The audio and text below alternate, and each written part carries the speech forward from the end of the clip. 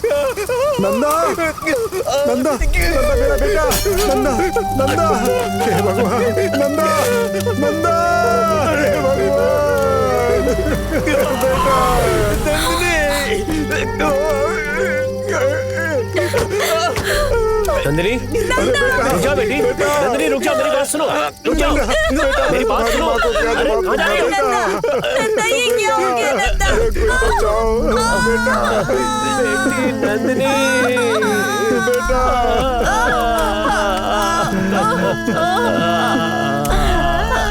बेटा, बेटे भगवान, ये क्या हो गया? अब मैं क्या करूँगा?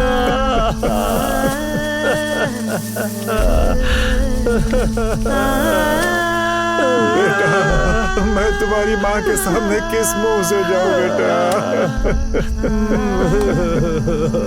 हे भगवान, मेरी बेटी।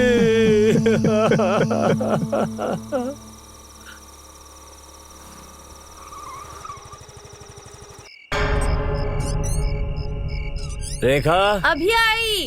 यहाँ आओ। क्या बात है जी? बोलिए ना, क्या हुआ? कुछ नहीं, तुम जाओ। मेरी बात मानिए, अगर आप नंदिनी के बिना नहीं रह सकते तो उसे जाकर ले आइए ना। तुम कुछ नहीं जानती, तुम जाकर सो जाओ।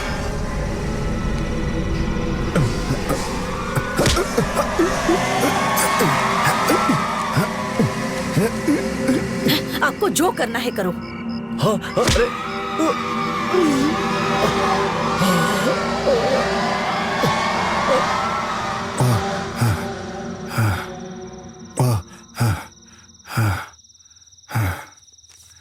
क्या बात है, इतने परेशान क्यों लग रहे हैं? नहीं। आपने खाना खा लिया? खा लिया। इन्हें क्या हो गया है, परेशान लग रहे हैं। शायद बेटे के शहर जाने से परेशान हैं। मेरी और नंदिनी की मौत के बारे में हमने हमारे पिताओं द्वारा हमारी माताओं को या गांव वालों को बताने नहीं दिया। जब भी इन्होंने कोशिश की, हमने रोक दिया।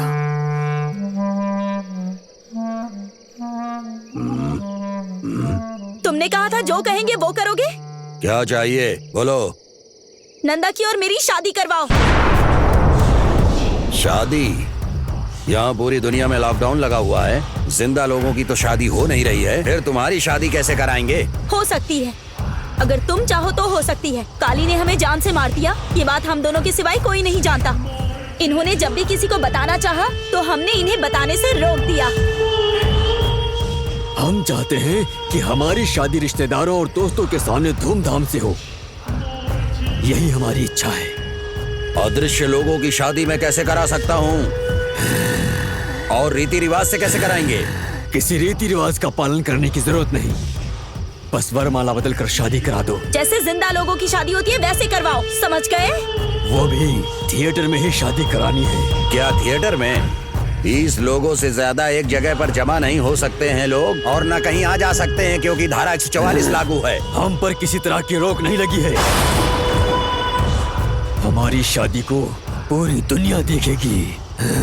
सुनिए, कोरोना के बाद इनकी शादी करा सकते हैं, ऐसा इनसे पूछिए ना। नहीं, आने वाले अमावस तक हमारी शादी करानी होगी, नहीं तो हमारी आत्मा को कभी शांति नहीं मिलेगी। तुम दोनों तो दिखते ही नहीं हो, फिर तुम्हारी शादी कैसे होगी?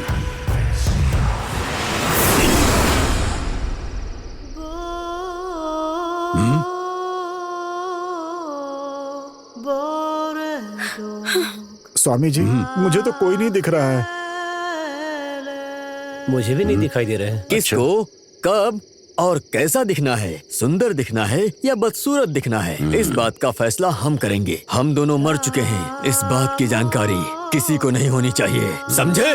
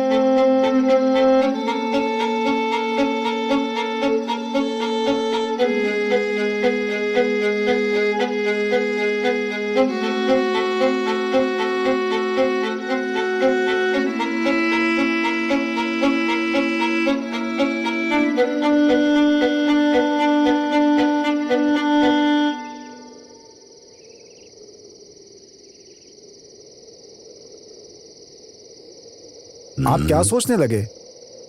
कुछ नहीं, बस यही सोच रहा था कि हाँ? इस सब के लिए थोड़ा खर्चा होगा। खर्चे की चिंता मत कीजिए स्वामी जी, मैं सब संभाल लूंगा, बस हमें इस मुसीबत से बचा लीजिए। अच्छा, तो ये शादी कराना मेरी जिम्मेदारी है। आप दोनों बाकी के और काम देखिए। ठीक है स्वामी जी। ठीक है ठीक स्वामी जी, ठीक है, डरने की कोई बात नहीं है, मैं सब संभाल लूंगा। ठीक है स्वामी जी।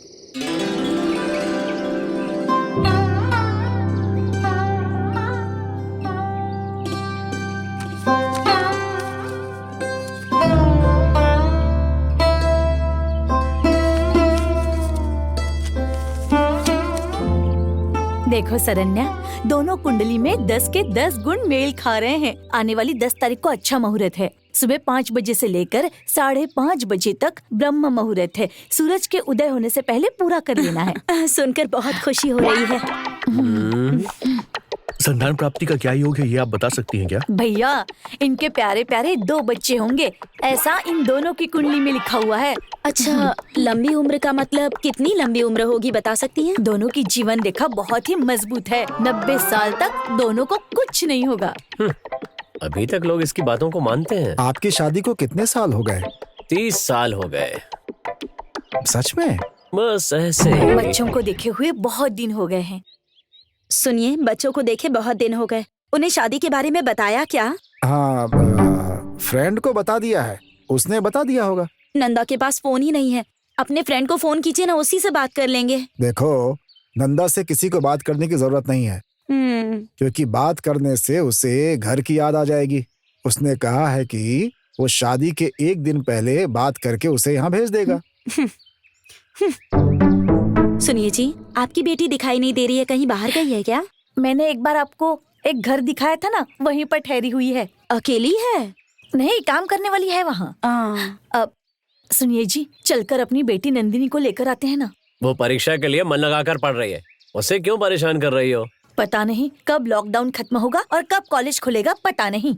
ऐसे में किस परीक्षा के लिए पढ़ाई कर रही है? लगता है यही मुसीबत खड़ी करेगी। सुनिए ना, कम से कम आप तो फोन कीजिए। नंदिनी का फोन तो इन्होंने छीन लिया है। मुझे समझ में नहीं आ रहा है कि मैं क्या करूं। नौकरानी का फोन भी खराब हो गया है। जाने दीजिए, कोई बात नहीं। शादी के लिए तो दोनों को आना ही होगा, तब दोनों से जी भर के बात कर लेंगे। हम दोनों की बस एक ही संतान है। उनकी शादी को धूमधाम से करने का सोचा है। अब ऐसे समय में जब पूरी दुनिया ही दुम दबा के बैठी है, तो हम उन दोनों की शादी कैसे कराएं? मुझे तो कुछ भी समझ में नहीं आ रहा है। हमारी बिरादरी वालों को पता चल गया ना, तो हमें बिरादरी से निकाल देंगे। ये तो बच्चों की मर्जी है, उनकी खुशी में हमारी खुशी।